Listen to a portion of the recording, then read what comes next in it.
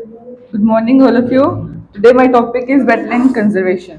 तो आज हम बात करेंगे वेटलैंड्स के बारे में कि वेटलैंड्स होते क्या है, इनकी इम्पोर्टेंस क्या है, इनको क्या थ्रेट्स हैं और हम इनको कैसे बचा सकते हैं और क्या क्या इफेक्ट इनके ऊपर पड़ता है जब क्लाइमेट चेंज होते हैं एक्सेट्रा। सो सबसे पहली बात तो ये न्यूज़ में है क्योंकि एंथ्रोपोसीन इरा में ह्यूमंस ने बहुत ज़्यादा इकोसिस्टम के साथ छेड़छाड़ की है, जिसकी वजह से शेलो वेटलैंड्स और ये जो पॉन्ड्स हैं इनके लिए कंसर्न की बात हो गई है। सो एंथ्रोपोसीन इरा का मतलब होता है कि जो अभी रिसेंट में जो टाइम चल रहा है उसको एंथ्रोपोसीन इरा कहते हैं। सो इसके अंदर ह्यूमंस ने काफ़ी डिग्रेड किया है इकोसिस्टम को। तो सबसे पहली बात कि चलो वेटलैंड्स होते क्या हैं। वेटलैंड्स होते हैं परमानेंट और सेमी, मतलब जो परमानेंट वाटर एरियाज होते हैं जहाँ पे थोड़ा बहुत पानी इकट्ठा होता है, जैसे कि पूल्स हो गए, वोल्केनिक क्रेटर लेक्स हो गए, ये सब। सो ये काफ़ी ज़्यादा इम्पोर्टेंट होते हैं नेचर के लिए एज कि इसमें, और इनको शैलो लेक कहा क्यों जाता है मेनली क्योंकि इनके अंदर जो सनलाइट है, इनके मतलब जैसा उनका सरफेस होता है तो उसकी लाइट है ना वो उनकी बॉटम तक पेनिट्रेट करती है। अब शेल वेटलैंड्स तो चलो हो गया।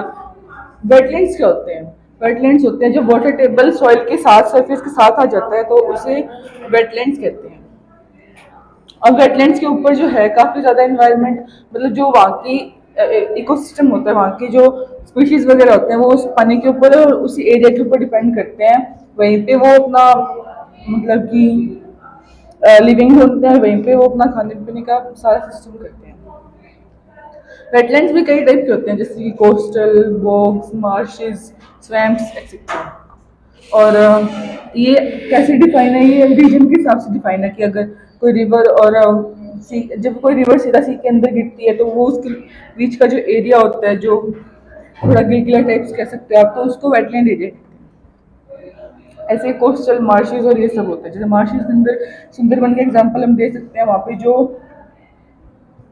क्या कहते हैं प्लांट्स होते हैं वो मतलब कि रूटलेस होते हैं, मतलब कि वो उनके अंदर स्टेम नहीं होता, वो सॉफ्ट प्लांट्स होते हैं। अब इनकी इम्पोर्टेंस क्या है? जो ये वेटलैंड्स होते हैं ये हाईली प्रोडक्टिव होते हैं क्योंकि अभी वर्ल्ड का नियरली 2/3 जो फिशिंग हार्वेस्ट है ना वो वेटलैंड से ही आता है ऑल ओवर। और अभी क्या करते हैं ये फ्लड्स को भी कम कर देते हैं, जैसे कि इनके जो प्लांट्स वगैरह उगते हैं तो वो अपने जड़ों के अंदर काफ़ी ज़्यादा उसको अब्जॉर्ब कर लेते हैं पानी को, और ये क्या करता है पानी को एकदम अपने अंदर सोख लेता है और फिर उसको धीरे धीरे रिलीज करते हैं। सो फ्लड आने के चांसेस कम हो जाते हैं, फिर उसकी हाइट कम हो जाती है जिसकी वजह से ज़्यादा डिस्ट्रक्शंस नहीं होती। अभी 1 बिलियन से ज़्यादा लोग इसके ऊपर डिपेंड भी करते हैं, जैसे कि वो अपनी लिविंग यहीं से बनाते हैं, और 40% जो वर्ल्ड की स्पीसीज है वो भी इसी के ऊपर डिपेंड करती है। अभी वेटलैंड्स को काफ़ी ज़्यादा थ्रेट्स हो रहा है क्योंकि पोल्यूशन की वजह से। अभी क्या होता है कि वेटलैंड्स है ना ये नेचुरल फर्टिल वो फिल्टर्स का काम करते हैं, ये पानी को फिल्टर कर देते हैं। पर ठीक है कि जैसे कि कोई फर्टिलाइजर्स वगैरह हो गए, मिक्स हो गए पेस्टिसाइड्स वगैरह पानी के अंदर, तो उनको क्या करेंगे ये ना क्लियर कर देंगे। पर जो जैसे कि कोई मरकरी हो गया वो पानी के अंदर मिक्स हो गया, अदर केमिकल्स हो गए इंडस्ट्रियल, उनको ये नहीं कर सकता। तो पानी का जो पोल्यूशन, पानी के अंदर पोल्यूशन काफ़ी ज़्यादा हो रहा है जिसकी वजह से वहाँ की लाइफ को और प्लांट्स वगैरह को काफ़ी हार्म हो रहा है, डिस्टर्ब भी हो रहा है। अभी अर्बनाइजेशन भी एक इम्पोर्टेंट रोल प्ले करते हैं क्योंकि अर्बन अर्बन एरियाज के अंदर भी ना वेटलैंड्स की काफ़ी ज़रूरत होती है। जैसे कि हम दिल्ली का एग्जांपल ले लेते हैं, वहाँ पे 1000 से ज़्यादा जो वेटलैंड्स हैं वो वहाँ की पब्लिक वाटर सप्लाई को सपोर्ट करते हैं। पर अब इंडस्ट्रियल वेस्ट हो गया या फिर जो कचरा कूड़ा करकट जो भी है उसको उसके अंदर डाल देते हैं तो वो खराब हो रहे हैं। और जैसे कि यमुना का एक अर्बन वेटलैंड है तो उसके अंदर अभी जो है उन्होंने कचरा वगैरह फुल डाल रखा है, वेस्ट वहाँ पे इरोजन कर रहे हैं उसका वो पूरा पूरा। सो वहाँ पे ओडर की वो प्रॉब्लम आ रही है, वहाँ पे स्मेल ज़्यादा आने लगी है और वहाँ की जो स्पीसीज हैं उनकी लाइफ को काफ़ी ज़्यादा थ्रेट हुआ है। अभी एग्रीकल्चर भी कैसे थ्रेट करता है उसको, क्योंकि जो पैडी होती है, पैडी के धान के जो खेत होते हैं उन वेटलैंड्स के ऊपर उनको बिछा दिया जाता है क्योंकि जो ये राइस वगैरह होते हैं इनको ज़्यादा पानी चाहिए होता है अपनी क्रॉप्स को ऐसे बढ़ाने के लिए, तो उन्होंने उसको कर दिया तो वो बहुत ज़्यादा वाटर को एब्जॉर्ब करते हैं जिससे कि वेटलैंड ड्राई हो जाते हैं। अभी क्लाइमेट चेंज कैसे इफेक्ट करता है इसको, जैसे कि इंडिया है, तो इंडिया का जो टेम्परेचर है वो 0.7 डिग्री सेल्सियस से बढ़ चुका है। अब क्लाइमेट के अंदर इन्वायरमेंट में अगर इतना सा भी चेंज हुआ है तो काफ़ी ज़्यादा प्रॉब्लम्स आएंगी वेटलैंड्स को, कैसे, क्योंकि ड्रॉट्स और फ्लड्स की जो है वो बढ़ जाएगी मात्रा। तो अगर ड्रॉट्स आ गई तो वेटलैंड्स में सूखा पड़ जाएगा और बाकी जो इकोसिस्टम है वो पूरा का पूरा इफेक्ट हो जाएगा। अभी ड्रेडिंग और ड्रेनिंग, ये क्या होते हैं? ड्रेजिंग के अंदर क्या होता है, जो मटेरियल होता है, जब पानी आता है वो साथ ही वहाँ का मटेरियल अपने साथ ले जाता है, तो उसकी वजह से इसको प्रॉब्लम आती है। और ड्रेनिंग में क्या होता है कि जैसे कि वेटलैंड्स होते हैं उनके अंदर डिचेस बना दिए, तो जो पानी है वेटलैंड का जो वो पूरा निकल आता है और उसके बाद जो पीछे जो रेत रह जाती है वो धीरे धीरे करके ड्राई हो जाती है और फिर वो कुछ काम कर जाता है। वहाँ पे जो लिविंग मतलब स्पीशीज रहते हैं वो भी अपनी लाइफ खो देते हैं, और जो वहाँ पे प्लांट्स जो डिपेंड करते हैं उस वेटलैंड के पानी पे वो भी सारे नष्ट हो जाते हैं। अभी काफ़ी एफर्ट्स किए गए हैं ग्लोबल लेवल पे भी और नेशनल लेवल पे भी। ग्लोबल लेवल पे जैसे कि वर्ल्ड वेटलैंड डे मनाया जाता है, उसमें काफ़ी ज़्यादा इनिशिएटिव्स लिए जाते हैं, प्रोग्राम्स चलाई जाते हैं। मॉन्टेरियट्स रिकॉर्ड हुआ था और एक रामसर कन्वेंशन। तो ये सारे के सारे वेटलैंड्स को कंजर्व करने के लिए ग्लोबल लेवल पे इनिशिएटिव लिए गए थे। अभी इंडियन नेशनल लेवल पे इंडिया ने जो एक्शंस लिए हैं जैसे कि MOE, FFC और wetland conservation and management of rules 2017 में।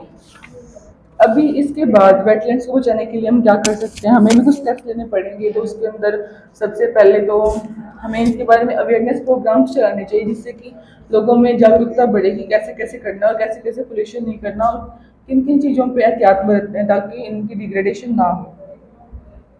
अभी कुछ रीजंस के, जैसे कि दिल्ली का हमने एग्जांपल लिया था, तो उसके अंदर प्रॉपर प्लानिंग से कोई भी काम नहीं हो रहा था। लोग कचरा ला रहे थे और उसके अंदर डाल दे रहे थे, उसकी वजह से उनको काफ़ी इफेक्ट हो रहा था। तो प्लानिंग करके चलना, प्लानिंग और उसके बाद जो पॉलिसी है उसको प्लानिंग से एग्जीक्यूट करना और उसको मॉनिटर करके चलना, उसके वो एक इम्पोर्टेंट रोल प्ले करेगा। Speak on environment. आज हम देखेंगे कि एनवायरनमेंट क्या होता है। और ना कई लोगों को ना ये कंफ्यूजन रहती है कि जो एनवायरनमेंट और एटमॉस्फेयर है ना वो सेम होते हैं। पहली बात तो एटमॉस्फेयर एक अलग चीज होती है, एनवायरनमेंट अलग होते हैं।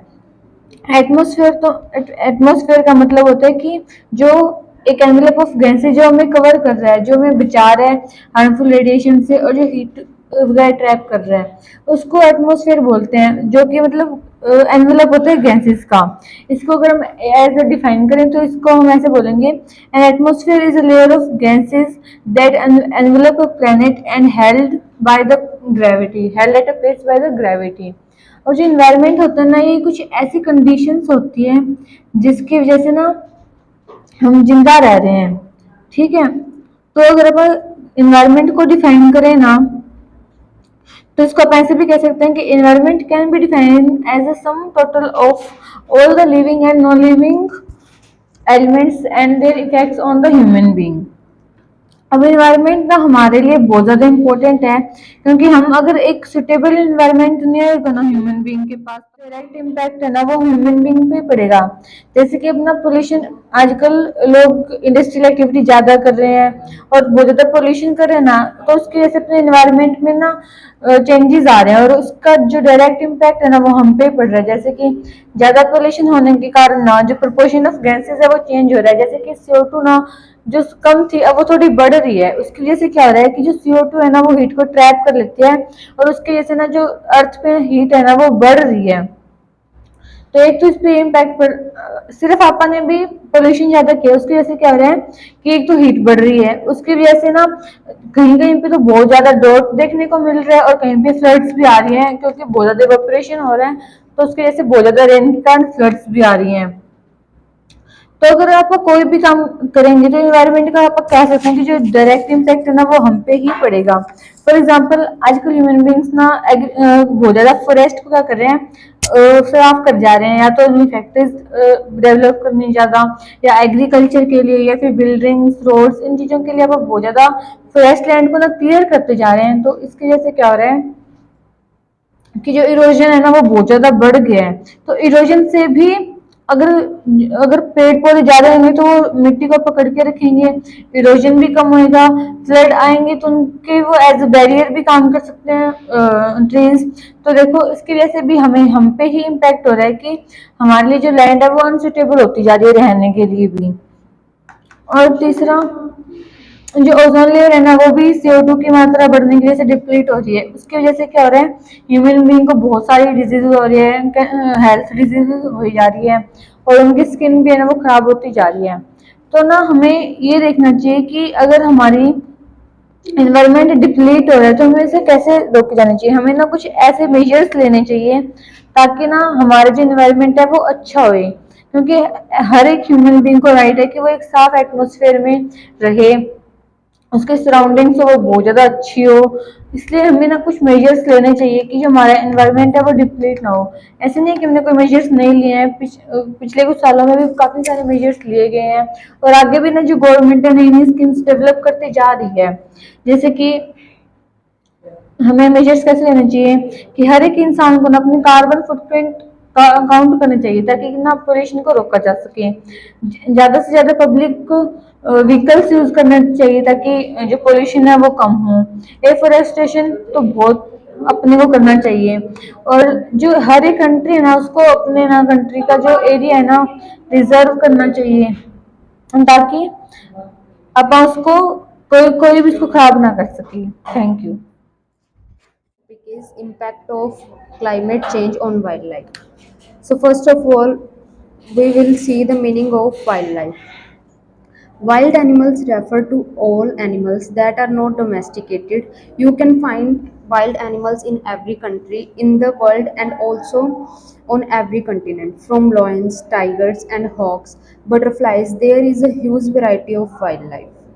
The term wildlife can also be applied to any organism that grows or lives wild in the environment without being introduced by humans.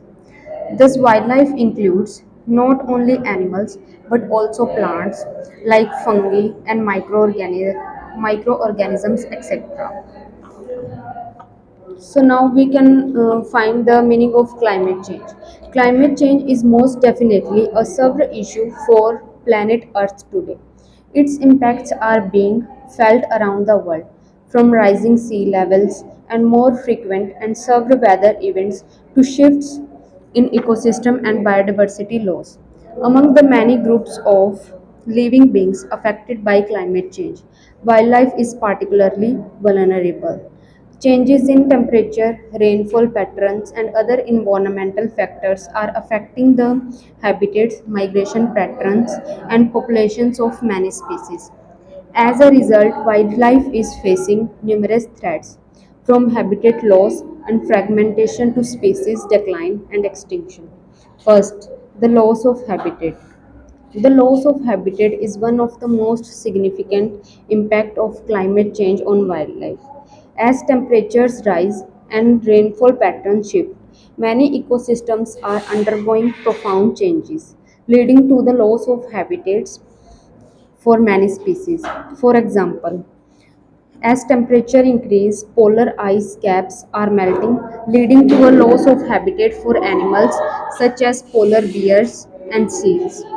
The loss of habitat can have significant consequences for wildlife population. Many species rely on specific habitats for food, shelter, and reproduction, and changes in these habitats can disrupt these essential activities. Second, changes in migration patterns. Climate change is causing significant changes in the migration patterns of many species, from birds and butterflies to marine mammals and fish. Migration is a complex and highly coordinated process that is driven by a range of environmental cues, such as changes in temperature, day length, and food availability. However, with climate change altering these cues, many species are struggling to adapt to the new conditions. Third, the decline of species populations. The decline of species population is one of the most alarming impacts of climate change on wildlife are significant and complex. Several solutions can help Mitigate these impacts. First, reducing greenhouse gas emissions. One of the most effective ways to address the impacts of climate change on wildlife is to reduce greenhouse gas emissions. Second, protecting habitats. Another key solution is to protect the habitats of wildlife, such as by establishing protected areas and promoting sustainable land use practices. Third, restoring degraded habitats. In addition to protecting existing habitats, it is also important to restore degraded habitats, such as by replanting forest or restoring wetlands. In conclusion, the impacts of climate change on wildlife are profound and far reaching. The loss of habitat, change in migration patterns, and the decline of species populations are just a few of the many ways in which climate change is affecting wildlife around the world. Thank you.